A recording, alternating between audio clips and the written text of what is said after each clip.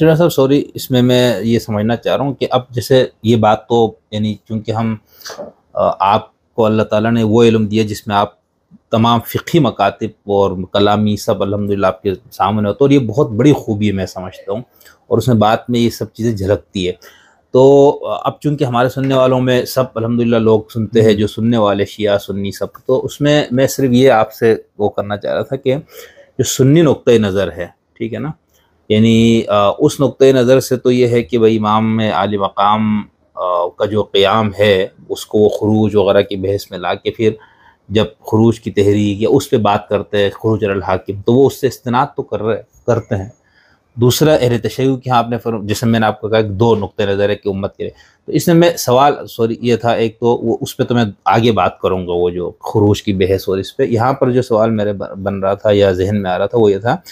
कि हम किस तरह से तयन करेंगे कि ये इमाम या नबी के साथ मखसूस अमल है और ये उम्मत के लिए भी है, इसकी तखसीस का क्या तरीक़ा। क्योंकि देखिए सुन्नत के यहाँ ये माना तो जाता है कि पैगम्बर बहैसियत नबी बहुत कुछ अहकाम आपके अलग थे, या कुरान में जैसे एक दो चीज़ें बता दिया कि भाई ये खालिसतन लका मिन दुनिल मोमिनीन उस तरह, लेकिन बाकी जो अहादीस या तारीख़ से जो इस तरह की चीज़ें आती हैं उसमें हमारे पास पैरामीटर क्या है कि ये नबी या इमाम के साथ ख़ास है और ये उम्मत का भी वजीफ़ा है। ये देखिए बहुत अहम सवाल है, और इन मबाहिस में बहुत ही उसूली बात है कि हम किस बात को ये कहें जी कि भाई ये फ़ेल जो है ये उनसे मखसूस था और था। देखिए इमाम को इमाम माना ही इसलिए जाता है कि उसकी ज़िंदगी का कोई फ़ेल उसवे रसूल से हट कर उससे मुतसादिम नहीं हो। ठीक है, अगर ये मान लें कि वो रसूल के उसवे से या उसके किसी उसकी सनद जो है वो रसूल के उसवे से नहीं ली जा सकती, बल्कि उसके बरखिलाफ़ अमल जो है वो हुज़ूर से साबित है, तो उसे फिर इमाम ही नहीं मानेंगे। ऐसे बिल्कुल। अच्छा, अब इसमें ये देखिए कि एक तो आप रसूलुल्लाह सल्लल्लाहु अलैहि वसल्लम के दौर में तक जो इन्हिराफात हो गए थे माशरे में और दीन इब्राहिमी में और सब, ठीक है, और फिर मदीने पहुँच के जो सूरत हाल दरपेश थी वो था मुख्तलिफ़ क़बाइल और मुख्तलिफ़ कौमों की जो सूरत हाल थी उसमें।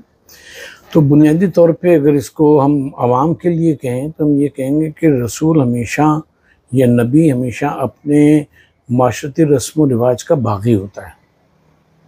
क्योंकि अगर वो वही बात कहे कि जो माशरे में राइज है और एक उसूल के तौर के ऊपर राइज है, तो फिर उसके आने का कोई फ़ायदा नहीं, उसके मबूस होने का। वो तो जो सूरह तौबा में कहा गया है या और उस जगह पे है कि वो तो लोगों के इसर और अगलाल को उतारने के लिए आता है और उनको रसूम रिवाज और ये सब जो चीज़ें हैं उनसे रिहा करने के लिए आता है। ठीक है, अब उसके लिए उसको ज़ाहिर है कि कुछ तालीमाती यानी नज़रियाती मसाइल भी वो करने पड़ते हैं और वो फिर कुछ अमली इक़दामात उसके साथ करने पड़ते हैं। बिल्कुल। तो ये सारी चीज़ें जो हैं ये चलती हैं। अब हम अगर इमाम अली मकाम के दौर तक की फ़र्ज़ की बात करते हैं कि जहाँ ख़ास तौर पे इन्हिराफात का उसका ज़िक्र हमने किया कि इन्हिराफात तो शुरू हो गए जी। पहला इन्हिराफ हुआ गवर्नेंस में, जो बनु मैया के लड़कों के ज़रिए से, उनके नौजवानों के ज़रिए से हुआ कि शराब पी 4 रकअत सुबह की पढ़ा दी का कहो तो 1 रकअत और पढ़ा दूँ, और हम वाक़या तब ज़ाहिर नहीं बयान करते, पूरे तूल भी हो जाएगा बिला वजह। तो एक तो वो इन्हिराफात का है, उसके बावजूद भी उन्हें हाकिम समझना कि जो वाजिब ताअत है, ये एक बहुत बड़ा इन्हिराफ था। सही। ठीक है, तो ये जो है इसको हमें बुनियादी तौर पे सामने रखना चाहिए। अच्छा, एक फिर चीज़ ये होती है कि आप शख्सियात पे अगर बात करते हैं तो शख्सियात अपनी जगह पर, लेकिन जब माशरा पूरा जो है या उसकी डगर और उसकी राह ऐसी बन जाए कि जो इस्लाम से दूर होने वाली और दूसरी उसके पर चलने वाली हो, तो वो एक मरहला होता है। वो मरहला वो होता है कि जहाँ इमाम या नबी जो है वो क़याम करता है। इमाम हुसैन अलैहिस्सलाम के दौर के अगर आप शाम के और उसके माशरे की बात करें तो आपको ये पता है और तारीख़ में लिखा हुआ है कि मसलन हज़रत अमीर माविया के दौर में जो मुसलमानों का हिसाब किताब था, फाइनेंस के ऊपर ईसाई काबिज थे, फाइनेंस मिनिस्टर वगैरह उसके कंट्रोल करने वाले, उनके जो दरबारी शायर था अख्तल, बहुत बड़ा अरबी शायर गुजरा है, ठीक है, वो अपने चर्च से निकलता था शराब पी के, सलीब लटका के,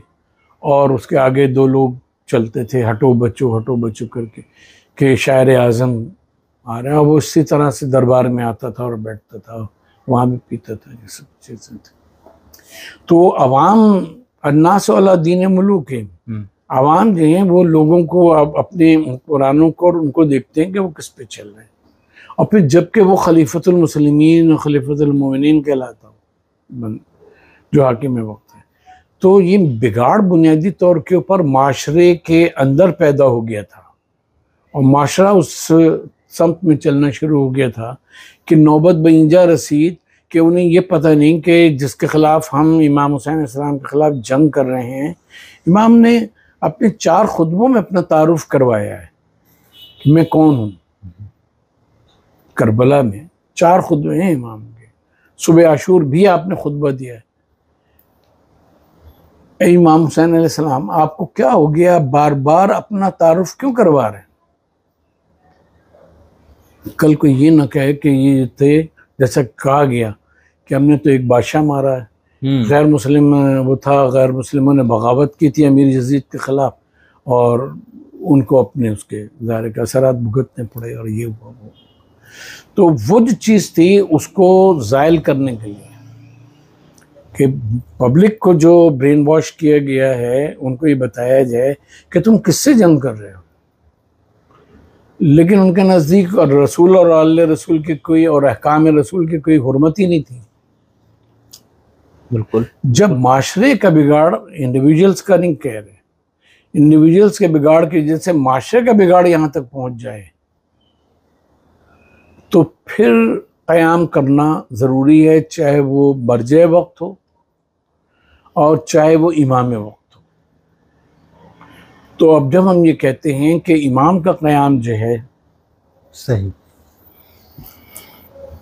उसमें और इस वक्त क़याम में क्या फ़र्क है, तो अब आप कह सकते हैं कि क्या मसलन पाकिस्तान की अब बात करें या जहाँ इनक़लाब इस्लामी नहीं आया, खुद इराक़ की बात कर लें, वहाँ क्या बिगाड़ इस हद तक पैदा हो गया है कि लोग हलाल हराम की और इन सब चीज़ों की तमीज़ भूल गए? माशरा तो इस पर नहीं चल रहा। पाकिस्तानी माशरे की बहुत बुराई बयान की जाती है जी, लेकिन ऐसा नहीं है कि वो इस बिगाड़ के ऊपर आ गया हो। ठीक है, कुछ लोग हैं वो साहबा पे, अहले बैत पे और हर उस पे बिला तफरीक बोलते रहते हैं, जो मुंह में आता कहते रहते हैं, लेकिन अवामुन नास में तो ऐसा नहीं है। बिल्कुल बिल्कुल। और हलाल हराम की तमीज़ है। बिल्कुल। यहाँ तक कि मुर्गी कट रही होती तो सामने खड़े होकर उसको क़िबला रुख करवा के कटवाते। तो वो मकाम नहीं आया है कि जिसमें इस तरह का क़याम किया जाए। हाँ, शाह के दौर में हम ये बात कह सकते हैं, हम क्योंकि आते जाते रहे हैं और उनकी इंटेलिजेंस एजेंसियों को भी उस दौर की हमने देखा है, वो सब देखा है कि वहाँ ये बात थी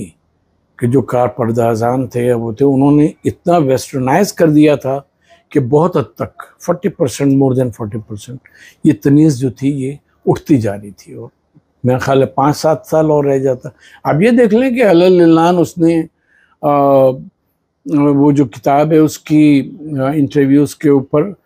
माइंड ऑफ ए मोनार्क, उसको अगर आप पढ़ें तो उसमें आपको मिलेगा कि वो फ़ख्र करता है साइरस की औलाद होने पे और अपने उस मज़हब के ऊपर और उसके उस ट्रेडिशन के ऊपर वो फ़ख्र करता है, ना कि इस्लाम के ऊपर। तो जब यहाँ तक बिगाड़ पैदा हो जाए तो उसमें फिर तब्दीली जो है वो लानी चाहिए। सही।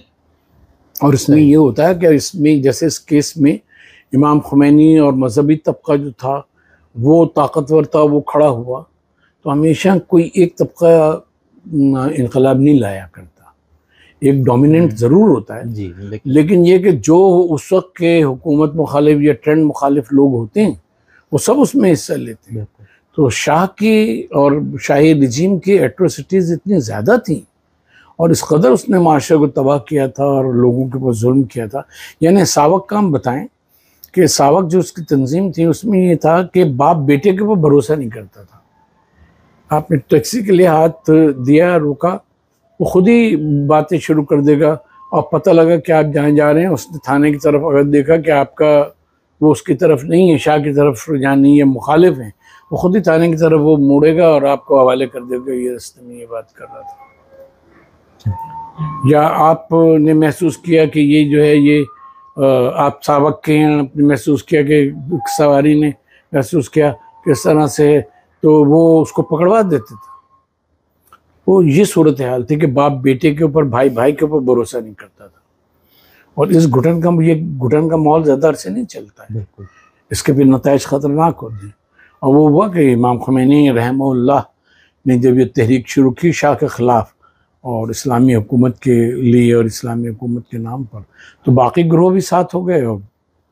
तख्ता पलट दे गया और इनकलाब इस्लामी जो है गोया कि वो अभी तक चल रहा है।